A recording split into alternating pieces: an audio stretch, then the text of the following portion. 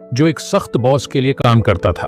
उसके माता पिता की मृत्यु बचपन में ही हो चुकी थी, इसीलिए उसका कोई परिवार नहीं था और उसकी जिंदगी में काफी मुश्किलें थीं।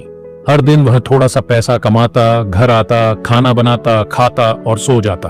एक रात उसने 4 रोटियां और कुछ सब्जी बनाई, लेकिन जब वह हाथ धोकर लौटा तो एक रोटी गायब थी। उसे यह अजीब लगा, लेकिन उसने इसे नजरअंदाज कर दिया। अगले दिन फिर वही हुआ। तीसरे दिन उसने सतर्क रहने का फैसला किया और उसने चोर को पकड़ लिया। वो एक बड़ा मोटा चूहा था। लड़के ने चूहे को पकड़ लिया, लेकिन उसकी हैरानी का ठिकाना नहीं रहा जब चूहे ने कहा, भाई मुझे क्यों रोक रहे हो? मैं तो बस अपने भाग्य का हिस्सा ले रहा हूं, कृपया मुझे मेरी रोटी खाने दो। लड़के ने कहा, मेरे पास खाने के लिए मुश्किल से ही कुछ होता है। रोटियां बनाता हूं ताकि अपना पेट भर सकूं, और तुम हर दिन मेरी एक रोटी चुरा लेते हो। मेरी जिंदगी पहले से ही बहुत कठिन है। चूहे ने कहा, मुझे एक ऐसे व्यक्ति के बारे में पता है जो तुम्हारी मदद कर सकता है। वह तुम्हारे सभी सवालों का जवाब देगा और तुम्हारे जीवन का मार्गदर्शन भी करेगा। लड़के ने पूछा, वो कौन है? चूहे ने जवाब दिया, वह है गौतम बुद्ध। उनके आश्रम में जाओ, वे तुम्हें रास्ता दिखाएंगे। लड़के ने चूहे की बात मान ली।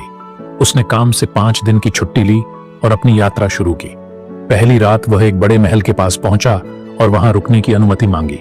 महल के मालिक ने पूछा, बेटा तुम कहां जा रहे हो? लड़के ने जवाब दिया, मैं गौतम बुद्ध के आश्रम जा रहा हूं।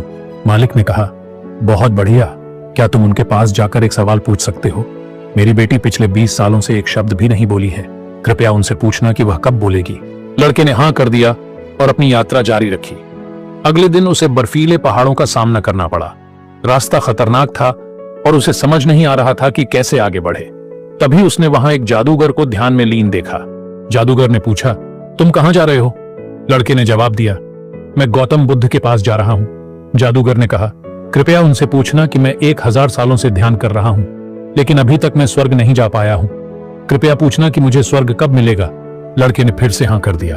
आगे बढ़ते हुए लड़का एक बड़ी नदी के किनारे पहुंचा। उसे समझ नहीं आ रहा था कि नदी कैसे पार करे। तभी वहां एक विशाल कछुआ दिखाई दिया। कछुए ने पूछा, तुम कहां जा रहे हो?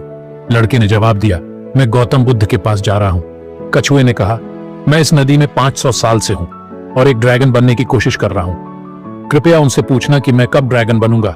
लड़के ने हाँ कर दिया और कछुए की पीठ पर बैठकर नदी को पार कर लिया। आखिरकार लड़का गौतम बुद्ध के आश्रम पहुंचा। बुद्ध का प्रवचन सुनने के बाद उसे पता चला कि बुद्ध केवल 3 सवालों के जवाब देंगे। अब लड़के के सामने एक बड़ी दुविधा थी। उसके पास 4 सवाल थे। काफी सोच विचार के बाद उसने फैसला किया कि वह अपने सवाल का त्याग करेगा और बाकी 3 सवाल पूछेगा। गौतम बुद्ध ने जवाब दिया, पहला, मालिक की बेटी तब बोलेगी जब उसकी शादी हो जाएगी। दूसरा, जादूगर स्वर्ग तभी जा पाएगा जब वह अपनी जादुई छड़ी को छोड़ देगा। तीसरा, कछुआ तभी ड्रैगन बनेगा जब वह अपना खोल उतार देगा।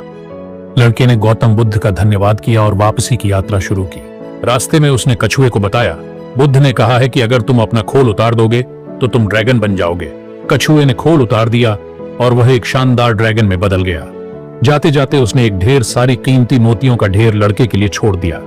इसके बाद लड़का जादूगर के पास पहुंचा और कहा, बुद्ध ने कहा है कि अगर तुम अपनी छड़ी छोड़ दोगे तो तुम स्वर्ग जा सकोगे। जादूगर ने लड़के को अपनी छड़ी दे दी और स्वर्ग चला गया। आखिर में लड़का महल पहुंचा और मालिक को बताया, बुद्ध ने कहा है कि आपकी बेटी तब बोलेगी जब उसकी शादी होगी। मालिक बहुत खुश हुआ और बोला, तुमसे बेहतर दामाद कौन हो सकता है। लड़के ने मालिक की बेटी से शादी की और जैसे ही शादी हुई लड़की ने अपने पहले शब्द कहे, तुम वही हो जो उस रात हमारे घर आए थे। इस तरह लड़के का जीवन पूरी तरह बदल गया। उसे कछुए से मोती मिले, जादूगर से शक्ति और अपनी पत्नी का प्यार भी। दोस्तों, इस कहानी से हमें बहुत कुछ सीखने को मिलता है।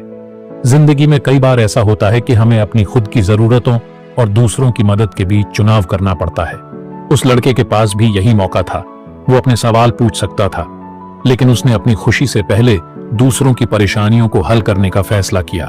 अब सोचिए, अगर वो सिर्फ अपने सवाल का जवाब पूछता तो उसे शायद कुछ फायदा हो जाता, लेकिन 3 लोगों की मुश्किलें वैसी की वैसी रह जाती। उसकी निस्वार्थ सोच ने न सिर्फ दूसरों की जिंदगी बदल दी, बल्कि खुद उसकी जिंदगी भी पूरी तरह बदल गई। इससे हमें एक सीधी सी बात समझ में आती है, जब हम अपने फायदों के बारे में कम और दूसरों की भलाई के बारे में ज्यादा सोचते हैं तो जिंदगी हमें उसकी भरपूर कीमत देती है। इसका मतलब ये नहीं कि हमें हमेशा अपनी जरूरतें भूल जानी चाहिए, लेकिन जब भी मौका मिले किसी की मदद करने का फैसला करना हमें कहीं ज्यादा खुशियां और सफलता दे सकता है। तो अगली बार जब आपके सामने ऐसा मौका आए, याद रखिए, निस्वार्थता सिर्फ दूसरों के लिए नहीं बल्कि आपके अपने लिए भी फायदेमंद होती है, क्योंकि जब आप किसी की मदद करते हैं तो कहीं ना कहीं जिंदगी आपकी मदद के लिए भी कोई रास्ता खोल देती है।